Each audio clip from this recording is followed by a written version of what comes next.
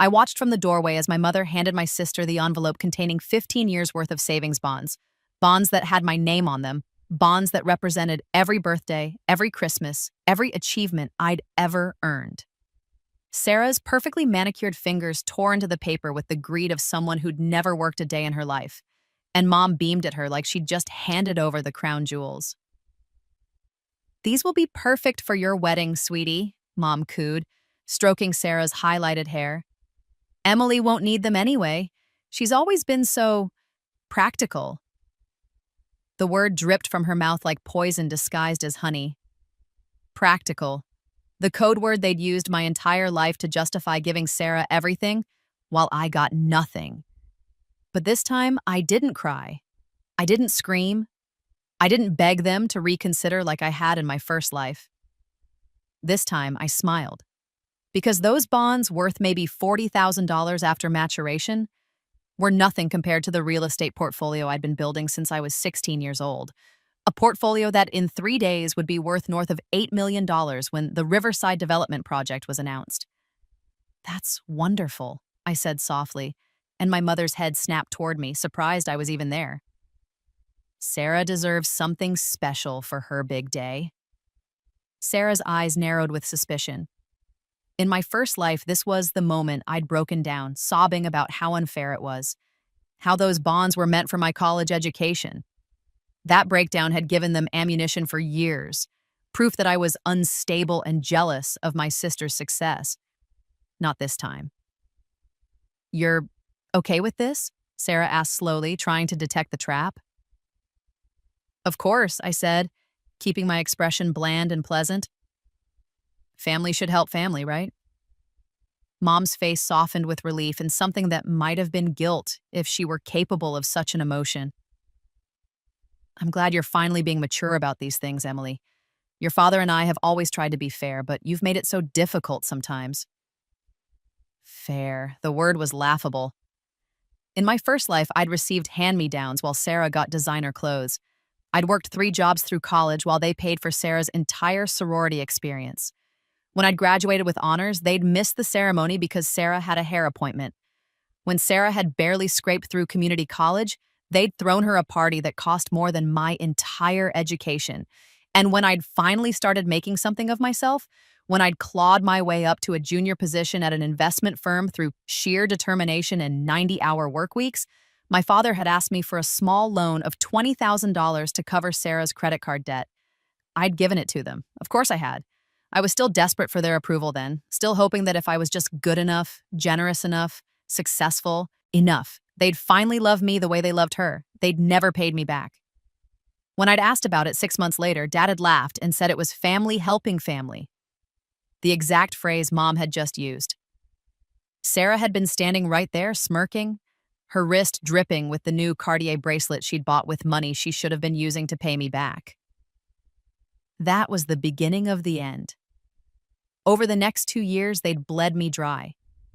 Every time I saved enough for a down payment on an apartment, suddenly Sarah needed help with something.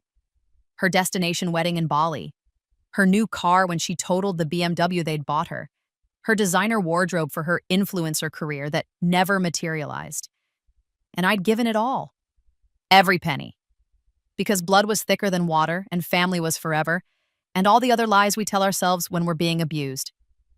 The end had come on what should have been the happiest day of my life. I'd been offered a senior partnership at my firm, the youngest person ever to receive such an honor. The celebration dinner was planned, my apartment was finally paid off, and for the first time in my life, I felt like I'd made it. That morning, Sarah had called, crying. She needed money, $50,000. Her fiancé had called off the wedding after discovering her shopping addiction and the mountain of secret debt she'd accumulated. She'd be ruined, homeless, destroyed. "Please, Em," she'd sobbed. "You're my sister. You're the only one who can help me." I'd said no. For the first time in my life, I'd actually said no. Within an hour, my parents had called. I was selfish. I was cruel. After everything they'd done for me, how dare I abandon my sister in her time of need? If I didn't help Sarah, they would never speak to me again. "Then don't," I'd said, my voice breaking. "I'm done.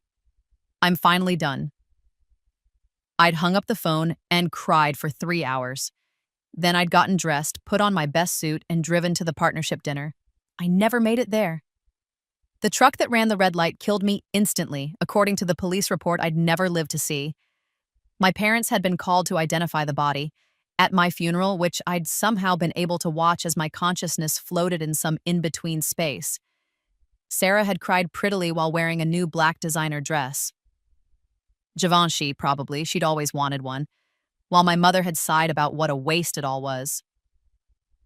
She was always so difficult, Mom had murmured to an aunt I barely recognized, so angry at Sarah for no reason. It's probably better this way. She was making herself miserable with all that jealousy. My father had nodded, already checking his phone. At least she left that partnership payout. The firm said it'll be transferred to us as next of kin. Should cover Sarah's debts with plenty left over. They'd been planning how to spend my death benefits before my body was even cold. That's when something had snapped in the universe, or in me, or in whatever cosmic force governs second chances. I'd woken up in my childhood bedroom, 16 years old again, my alarm blaring the same pop song that had woken me every morning of my sophomore year of high school. At first, I'd thought it was a dream, but the details were too perfect, too exact. The crack in my ceiling that I'd stared at for hours, the dated posters on my wall, my mother's voice calling me down for breakfast, already edged with irritation because Sarah was taking too long in the bathroom we shared. And I'd known, with the absolute certainty of someone who'd lived through hell once already, that I was being given a gift, a chance to do it all differently. The first thing I'd done was test it. I'd mentioned to my mother at breakfast that Sarah's friend Jessica was probably going to ask her to prom. Mom had laughed and said that was ridiculous. Jessica was dating that football player. 2 days later, the football player had been caught cheating, and Jessica had asked Sarah to prom as friends. My mother had stared at me like I was some kind of witch. I wasn't psychic, I just remembered. Every detail of the next 15 years was burned into my brain. Every stock that would soar, every real estate market that would explode, every cryptocurrency that would moon before crashing, every trend, every disaster, every opportunity. More importantly, I remembered every betrayal, every slight, every moment they'd chosen Sarah over me, every time they'd spent money meant for my future on her present. And I'd made a plan. The savings bonds in my mother's hand right now had been gifts from my grandparents, my father's parents, who died when I was 8.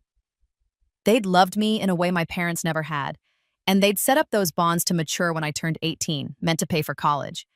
In my first life, I'd never seen a penny of them. My parents had cashed them the day I turned 18 and used the money to buy Sarah a car for her 16th birthday. When I'd confronted them, they'd said I was being selfish. Sarah needed transportation to get to her after-school activities, and I could take the bus to my job at the grocery store. This time, I'd been expecting it. The moment I'd turned 16 and could legally work, I'd gotten a job, not at a grocery store, but at a real estate office, filing papers and answering phones. The owner, Marcus Chen, was a shrewd businessman in his 60s who'd made his fortune buying undervalued properties and holding them. "You're different from other kids your age," he'd told me after I'd been there for 3 months, my filing system having revolutionized his chaotic office. "You pay attention. You ask smart questions. Why?" "Because I need to learn everything you know," I'd said honestly. "I need to be rich, not comfortable rich. And I need to do it fast." He'd laughed at first, then he'd seen I was serious. "Most people who talk like that are dreamers or idiots," he'd said.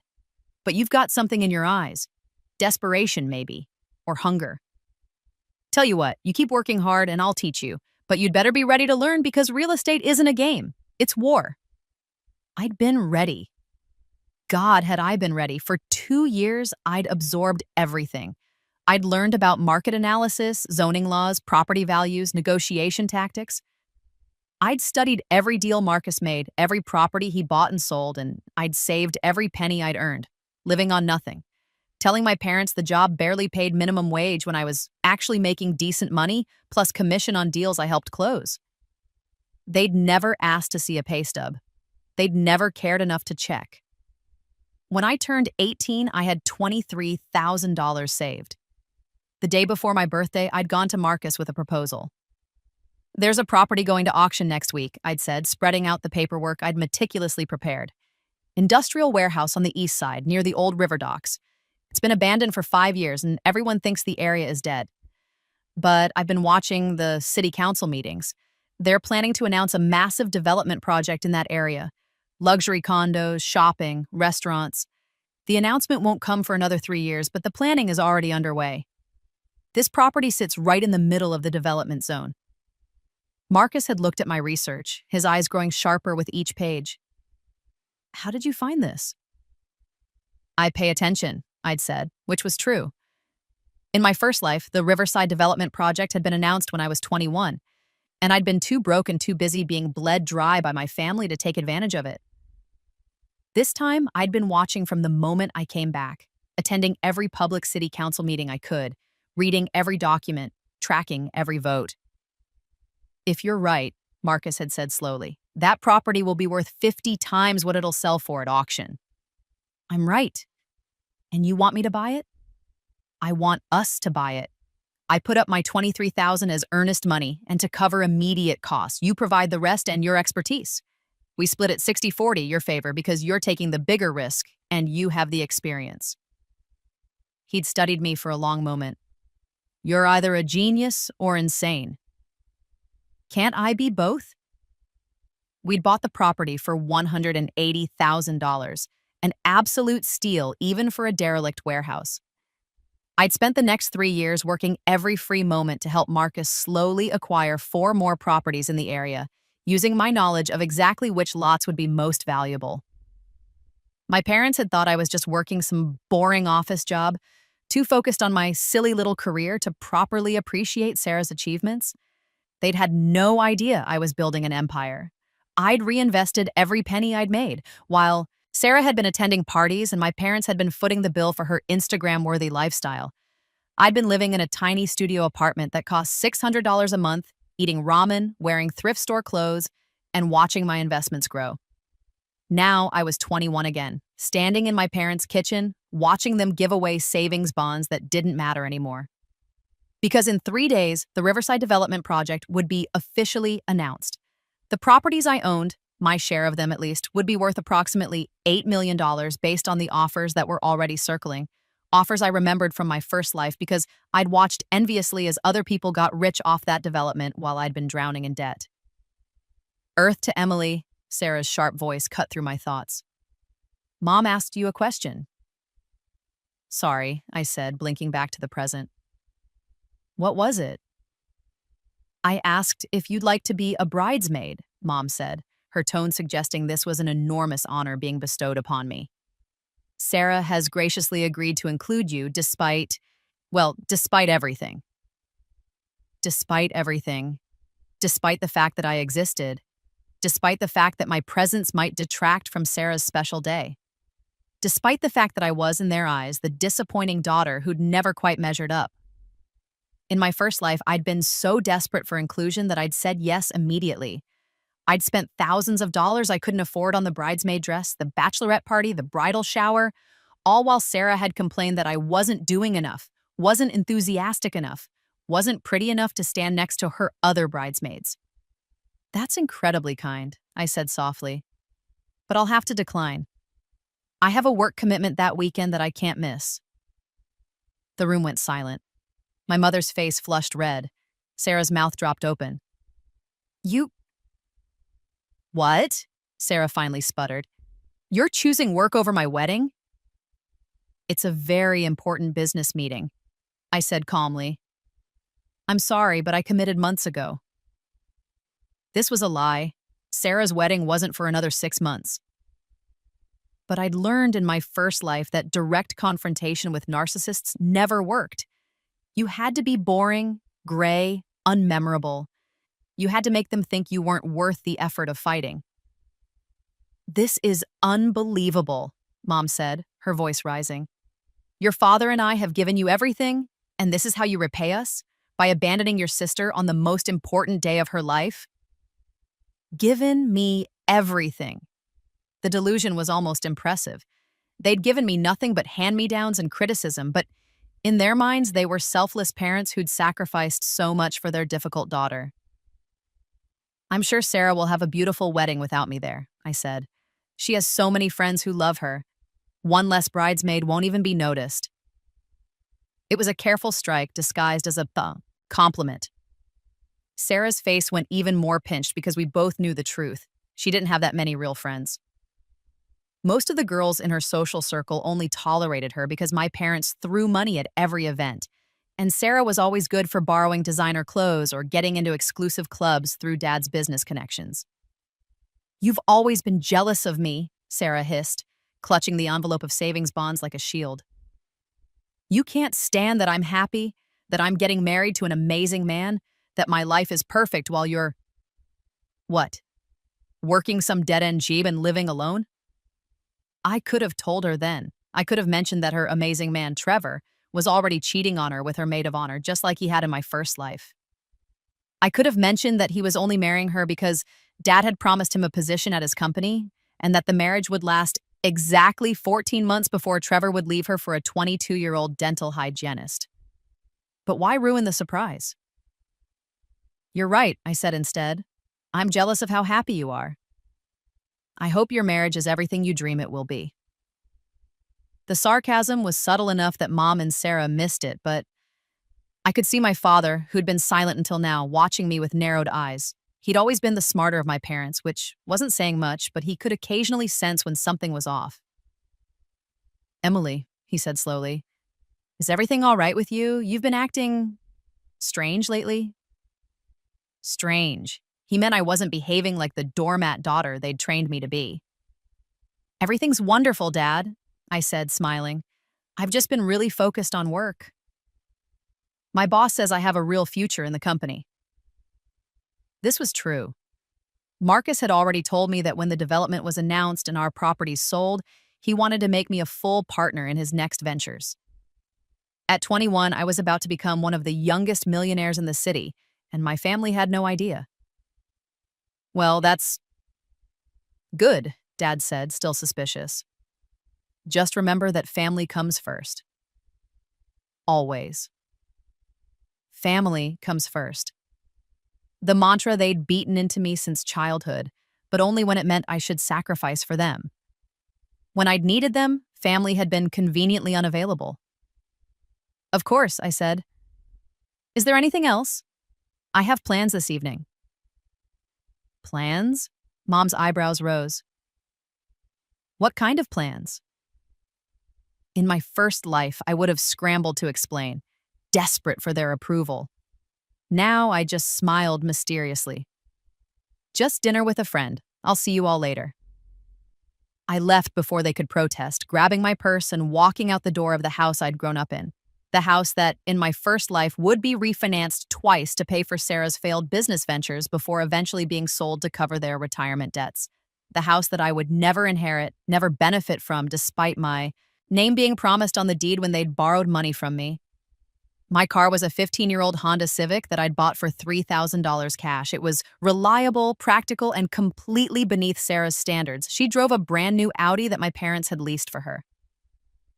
As I drove away, I caught a glimpse of her in the rearview mirror, standing in the doorway with Mom, both of them probably already complaining about my behavior. Let them complain. In 3 days, nothing they said would matter. My dinner with a friend was actually a meeting with Marcus and his lawyer at an upscale restaurant downtown. We were finalizing the details of the sale. The development company had already approached us privately, just as I'd known they would, wanting to lock down the properties before the public announcement sent prices soaring. Marcus was already there when I arrived, sitting in a corner booth with his attorney, David, a sharp-eyed man in his 50s who'd been handling real estate deals since before I was born. "Emily," Marcus greeted me, standing. He'd long since stopped treating me like the teenager who'd filed his paperwork. Over the past 3 years, I'd proven myself again and again, predicting market trends with eerie accuracy. Not because I was brilliant, though I'd worked hard to be, but because I'd literally lived through it all before. "Marcus, David." I slid into the booth across from them, accepting the menu but not opening it. I had no appetite for food. I was too focused on the paperwork David was pulling from his briefcase. "The offer came in this morning," David said, sliding a document across the table. $8.2 million for all 5 properties, to be paid in full within 30 days of the announcement. They're offering an additional $500,000 for a quick close and an NDA. I stared at the number, 8.2 million. My 40% share would be $3.28 million. After taxes and fees, I'd clear about 2 million. At 21 years old, I was about to be a multi-millionaire. Emily, Marcus's voice was gentle. You okay? Yeah, I managed my voice rough. Yeah, it's real. It's actually happening. It's happening because you made it happen, Marcus said firmly. I've been in this business for 40 years and I've never met anyone with instincts like yours. Whatever you do with your share, I hope you'll consider staying on with me. We make a good team. I looked up at him, this man who'd taken a chance on a desperate 16-year-old girl and taught her everything he knew.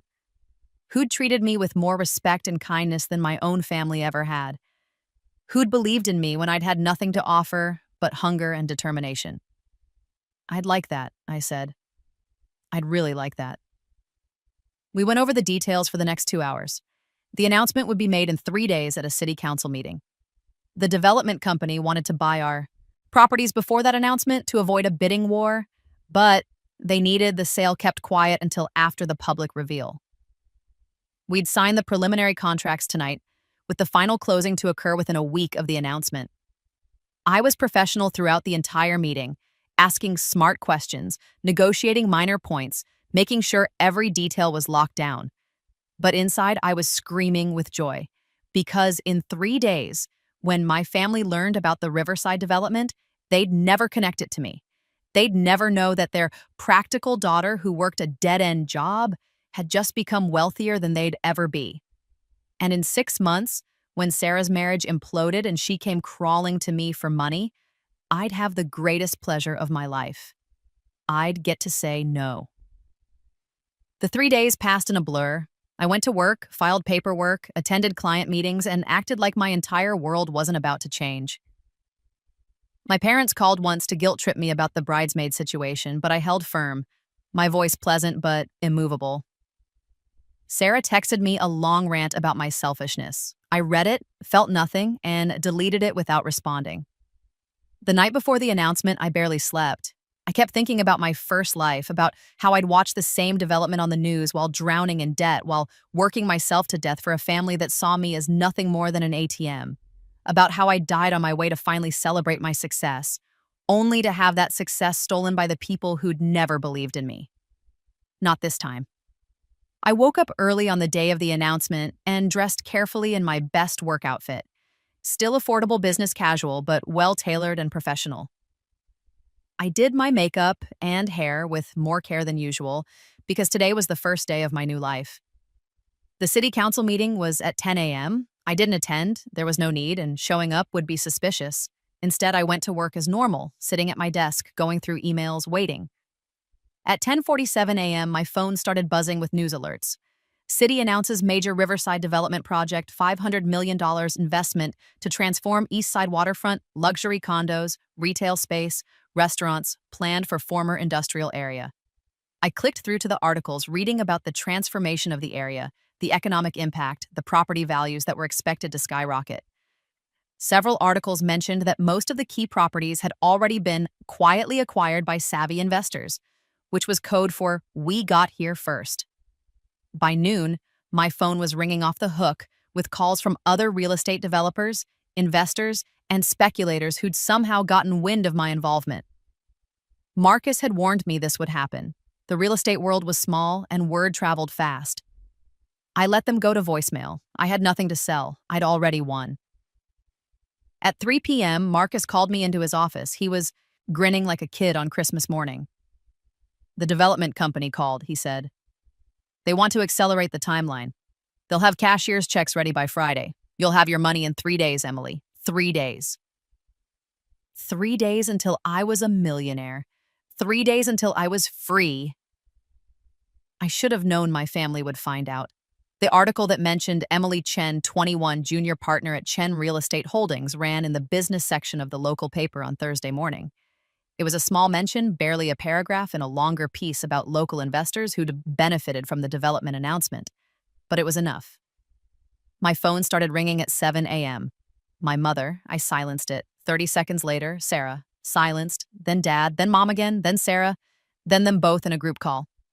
I turned my phone off and went to work. By the time I arrived at the office, they were there. All three of them waiting in the lobby, my mother's face red with fury, Sarah's twisted with something between shock and rage, my father's carefully controlled but his eyes burning. "There you are," Mom hissed as I walked in. "We've been calling you all morning. What is this?" She shoved her phone in my face, showing the article. I read it calmly as if I was seeing it for the first time. "It's a news article about the development." "Don't play stupid," Sarah snapped. "It says you're a partner, that you invested in those properties, that you're going to make millions." The receptionist was watching with wide eyes.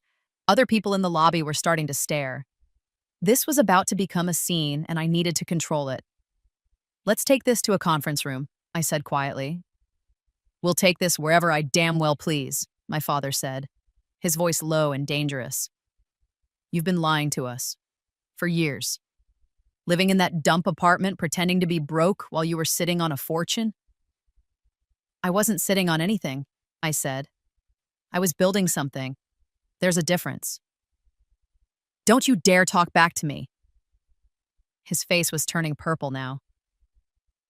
"We're your family. You owed us—" "I owed you nothing." The words came out cold and hard, cutting through his tirade like a knife. The lobby went silent. "What did you say?" Mom whispered. "I said I owed you nothing." I looked at each of them in turn. These people who'd raised me, who'd given me life, and who'd made that life a living hell. I worked for every penny I earned. I saved and invested and sacrificed while you all spent money you didn't have on things you didn't need. I built this on my own, without your help, without your support, without anything from you but criticism and demands. "We're your parents," Mom said, her voice rising hysterically. "Wait, we raised you, we fed you, we clothed you. You gave me Sarah's hand-me-downs and told me to be grateful," I interrupted. "You cashed the savings bonds my grandparents left for me and bought Sarah a car. You missed my high school graduation because Sarah had a hair appointment.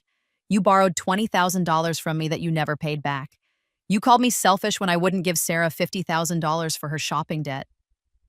You have taken and taken and taken from me my entire life, and you gave me nothing in return but the expectation that I would keep giving." "That's not true," Sarah protested, but her voice was weak. "We're family. Family helps each other." "No," I said. "You helped yourselves to my money, my time, my energy, and my life.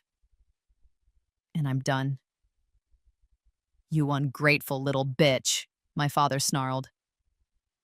"After everything we've done for you, what have you done for me?" I challenged. "Name one thing, one single thing you've done for me in the last 5 years that wasn't actually about Sarah or yourselves." He opened his mouth, closed it, opened it again. Nothing came out. "That's what I thought," I said. "Now I have work to do. I need you to leave." "You owe us," Mom said, and now there were tears streaming down her face. Real tears, probably the first genuine emotion she'd shown me in years. But they weren't tears of remorse or love. They were tears of loss because she was realizing that her personal ATM was closing permanently. "We're struggling, Emily. Your father's business has been having problems. We're behind on the mortgage. Sarah's wedding is so expensive, and Trevor lost his job. Not my problem." "How can you say that?" Sarah shrieked. "You're my sister. And you're the person who's called me fat, ugly, and stupid since we were children. You're the person who borrowed my clothes and returned them ruined. You're the person who told all your friends I was a charity case you were embarrassed by. You're the person who slept with my boyfriend in high school because you could, because you wanted to prove you were better than me." I paused, watching her face go white as I mentioned something I'd never confronted her about before. "Yeah, I knew about that. I've always known." "Emily, please." My father's voice had changed, taking on a wheedling tone that made my skin crawl. "You're right. We haven't always been fair, but we're family. We can start over. You have all this money now, surely you can spare a little to help us get back on our feet. Just a loan. 200,000 would solve everything. We'll pay you back, I swear. 200,000. The number was so absurd I almost laughed. No. No? He repeated as if he couldn't comprehend the word coming from my mouth. No, I will not give you money. I will not loan you money. I will not help you with your mortgage or Sarah's wedding or Trevor's unemployment or any of the disasters you've created for yourselves. You made your choices. Live with them. If you don't help us, my mother said, her voice turning cold, we'll never speak to you again. You'll be dead to this family. The threat hung in the air. The same threat they'd made in my first life. The one that had broken me, that had sent me crying and desperate to help them just one more time to prove I was worth loving. Now it just made me tired. Okay, I said simply. They stared at me. Okay, Mom repeated. Okay, don't speak to me. Consider me dead to the family. I'm fine with that. I turned and walked toward the elevators, leaving them standing in the lobby, their faces twisted with shock and rage. Behind me, I heard Sarah start to sob loudly, the kind of dramatic crying she'd always used to manipulate our parents. Heard my mother's voice rising in pitch as she called after me, threats and curses mixed with desperate pleas. I pressed the elevator button and waited, my back to them, my face carefully blank. The elevator dinged, the doors opened, I stepped inside and turned around, finally looking at them one last time. My father's face was mottled with rage. My mother was clutching Sarah, both of them crying. They looked diminished somehow, smaller than they'd seemed my entire life. You'll regret this, my father said. When you're old and alone with no one who loves you, you'll regret this. No, I said softly as the doors began to close. I really won't. The doors shut, cutting off their view, and I rode up to my office in silence. My hands were shaking, my heart was racing, but I wasn't crying. I was free. The closing happened the next day. I sat in David's office with Marcus and signed paper after paper, my hands steady despite the magnitude of what was happening. The development company's representatives were professional and efficient, clearly eager to lock down the deal before any other complications arose. When it was done, David handed me a portfolio containing a cashier's check for $3,280,000, minus his fees and taxes. My share. My future. Congratulations, Emily, he said, shaking my hand. You're officially a very wealthy young woman. I looked down at the check, this piece of paper that represented my escape, my vindication, my revenge. All those years in my first life that I'd spent broke and desperate, all while my family had stolen from me and demanded more, it was all being corrected now, rebalanced, made right. Thank you, I managed to say. Marcus took me out for a celebratory lunch at the most expensive restaurant in the city. We toasted with champagne that cost more than my car, and he told me stories about his early days in real estate, about the deals he'd won and lost, about the importance of trusting your instincts. I had a daughter once, he said quietly toward the end of the meal. She died when she was 17, car accident. That was 20 years ago, and I've regretted every day since that I didn't teach her everything I knew, that I didn't give her the tools to be independent and strong. He looked at me, his eyes shining with something that might have been tears.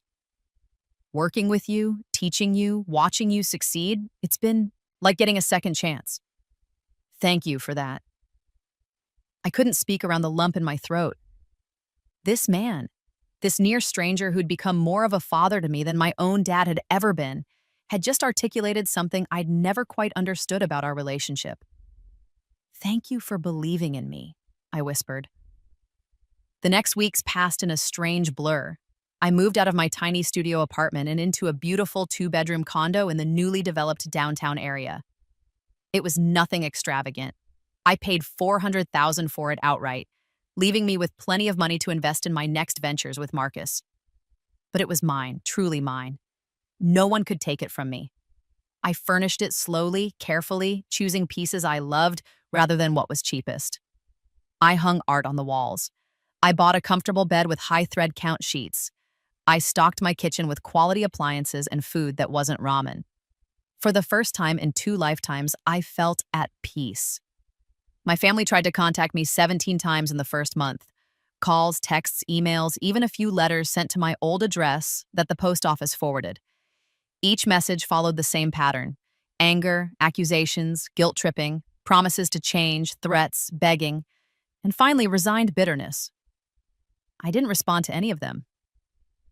Sarah's wedding happened without me. I knew because it was posted all over social media. She'd gone Instagram official with every detail, every moment documented and filtered and hashtagged. She looked beautiful in her dress, which I recognized as the same dress she'd worn in my first life.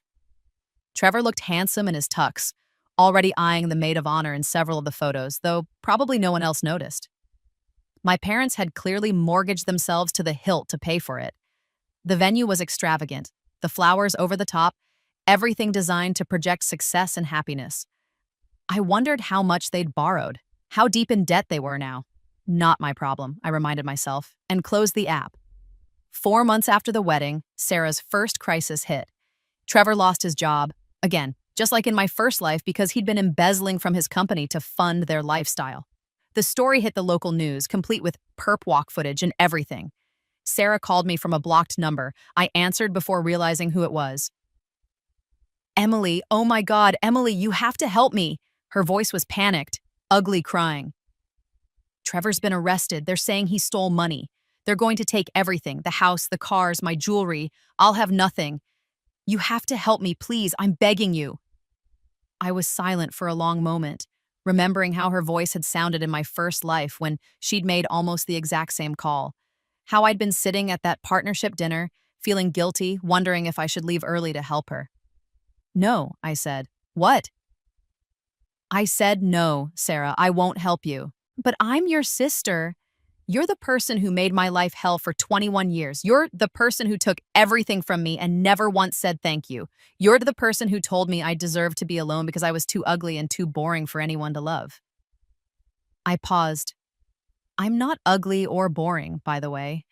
I was just overshadowed by you. But now that I'm not in your shadow anymore, I'm doing great. And you can figure out your own problems. Mom and Dad said you'd say that, she hissed, her tears drying up suspiciously fast.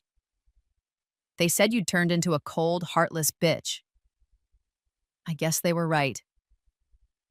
Yeah, I guess they were. Goodbye, Sarah. I hung up and blocked her number. The next call came from my father 3 weeks later. His business had failed.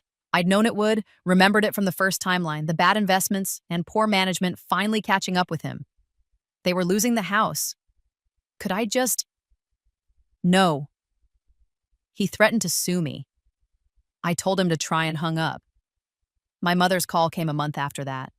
She was sick, she said, cancer, stage 3. Treatment was expensive. I was their only hope. I almost believed her, almost. But then I remembered her mother, my grandmother, who'd had actual cancer when I was in high school, and how my mom had complained about the cost of treatment, how inconvenient it was to drive her to chemo appointments, how she wished the old woman would just hurry up and die so they could inherit her house. I'm sorry to hear that, I said neutrally. I hope you have good insurance. Emily, I could die. People die every day, Mom. It's not my responsibility to prevent yours. She called me a monster and hung up. Later, I checked with a cousin I barely knew who still spoke to my parents. My mother didn't have cancer. She'd thought claiming she did would trigger my guilt and open my wallet. When that failed, they tried a different approach. They showed up at my condo building, got past the doorman somehow, and were waiting in the hallway when I came home from work one evening. All 3 of them looked terrible. My father had aged a decade, his hair grayer, his face haggard. My mother had clearly stopped dyeing her hair and buying nice clothes. Sarah looked the worst, skinny in a way that suggested stress rather than health, her designer wardrobe replaced with Target clearance rack. Emily, please, my father said, holding up his hands in a gesture of surrender. Just hear us out. How did you get up here? We told the doorman we were your family, Sarah said. That it was an emergency. It's not an emergency and you're not my family, not anymore.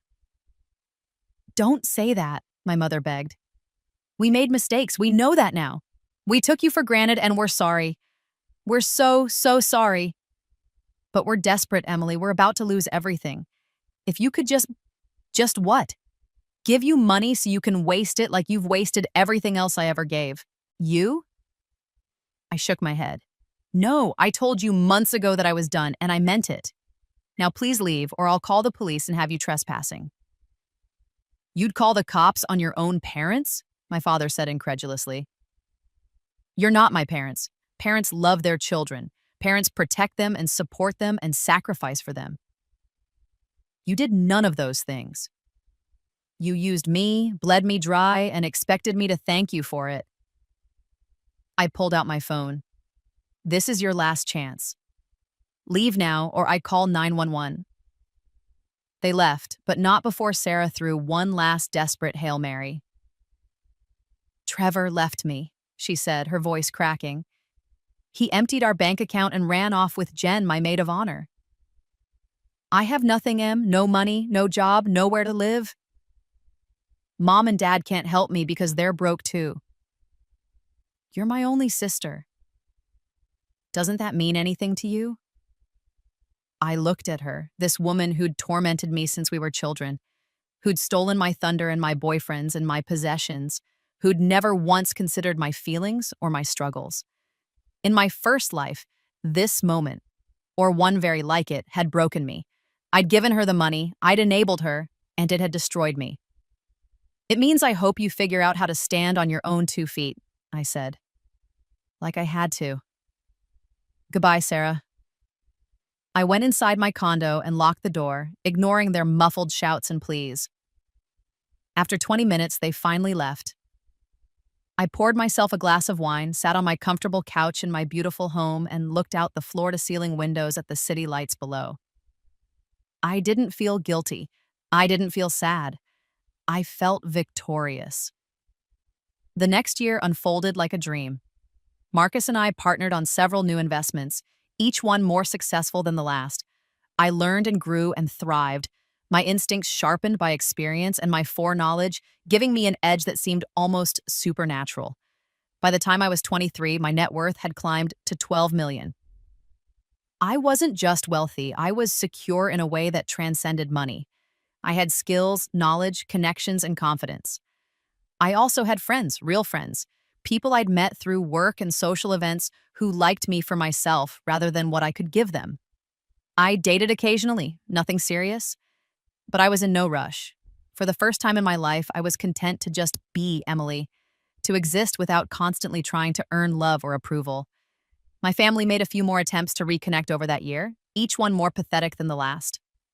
They sent me a Christmas card signed, "We love you and miss you." I threw it away. They showed up at my office. I had security remove them. They tried to friend me on social media. I blocked them.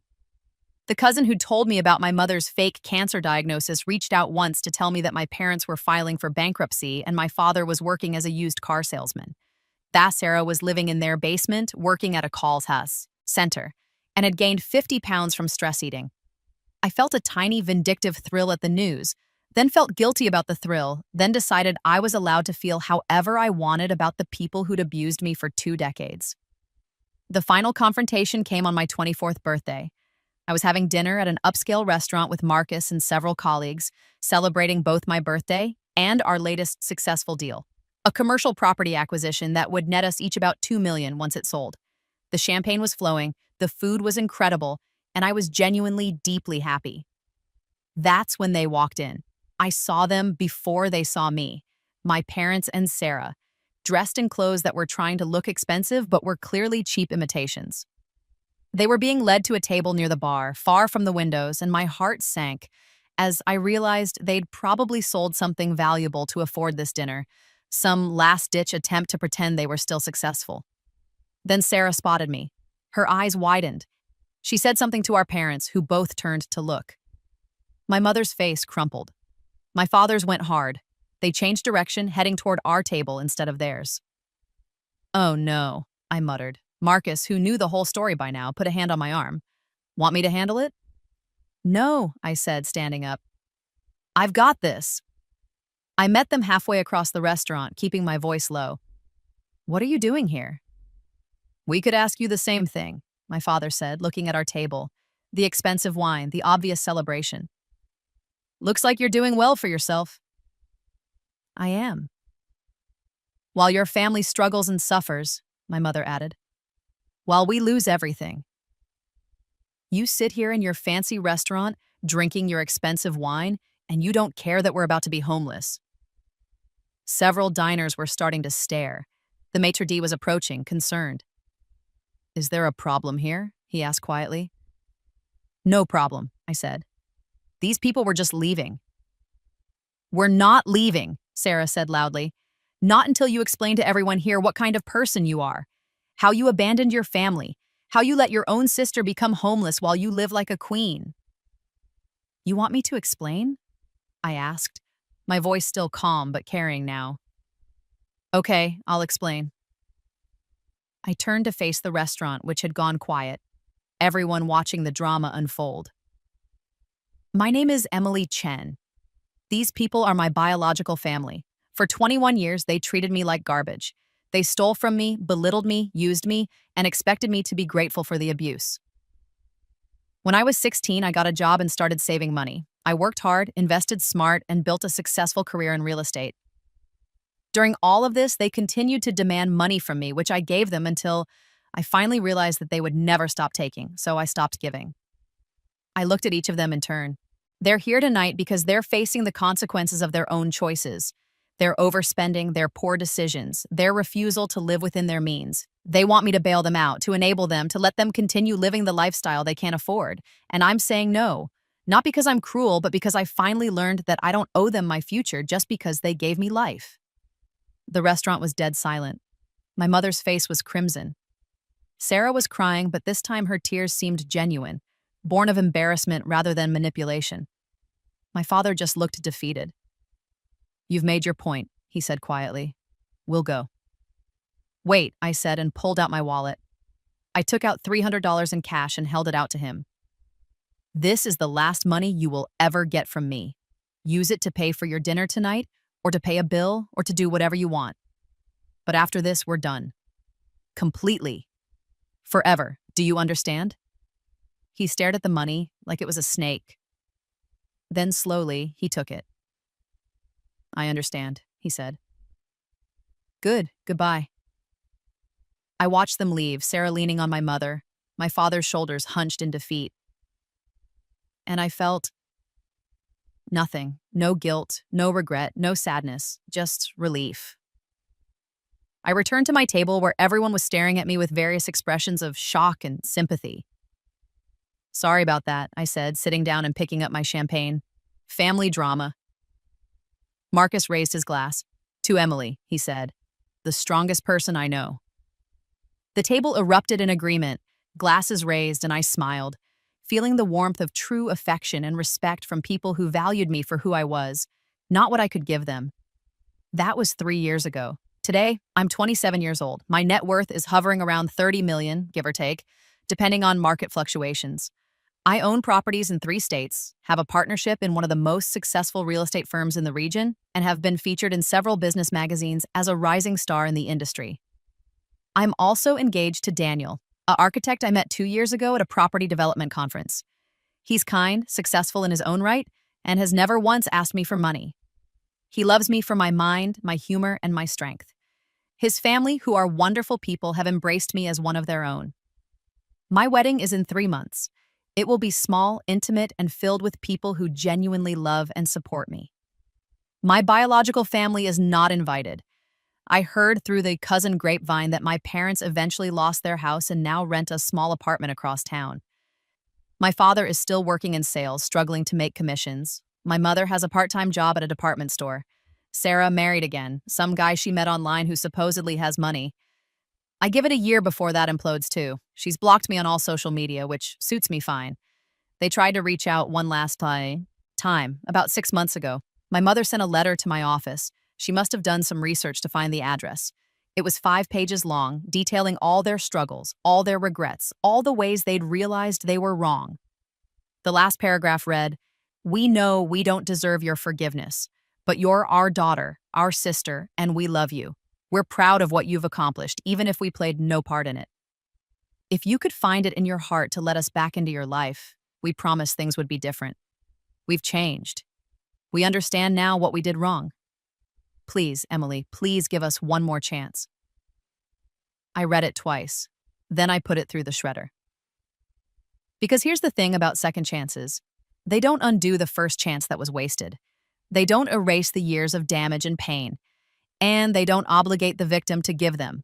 I learned that lesson the hard way, across 2 lifetimes. Some people might say I'm cold, that I should forgive them, give them another chance, be the bigger person. Those people have probably never been systematically abused by their own family for decades. They've never had to claw their way out of debt while their abusers lived in luxury on money stolen from them. They've never died broken and penniless while their family planned how to spend their death benefits. I have. So I make no apologies for the choices I've made in this second life. I gave my family every chance they deserved in my first life, and they destroyed me. In this life, I gave myself the chance instead. And I didn't just survive, I won. Sometimes, late at night, when I'm lying in bed next to Daniel in our beautiful home, I think about those savings bonds, the ones my mother handed to Sarah with such casual cruelty, thinking she was denying me something important. I wonder if they ever made the connection. If they ever realized that the daughter they'd dismissed as practical and boring had been quietly building an empire while they'd been spending money they didn't have.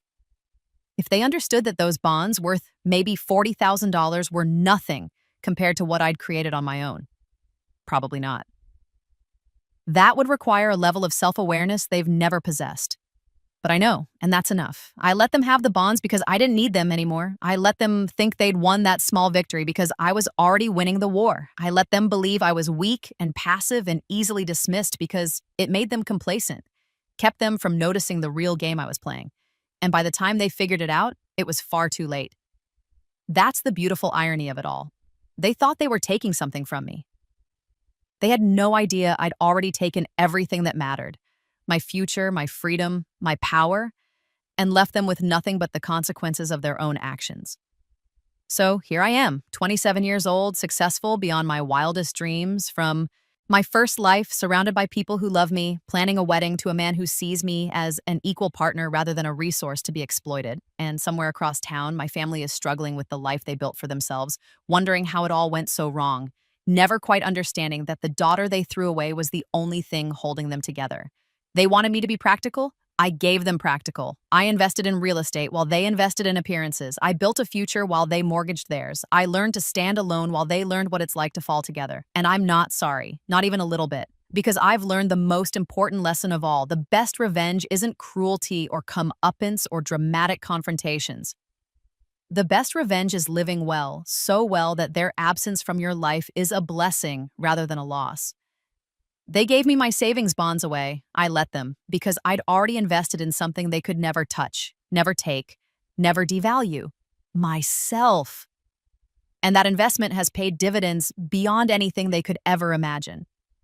So, to anyone reading this who's in a similar situation, who's being bled dry by family or friends or partners who see you as a resource rather than a person, walk away, stop giving, stop enabling, stop setting yourself on fire to keep them warm. Invest in yourself instead, build your own empire. And when they come crawling back, as they inevitably will when their house of cards collapses and they need the person they've been exploiting, tell them no.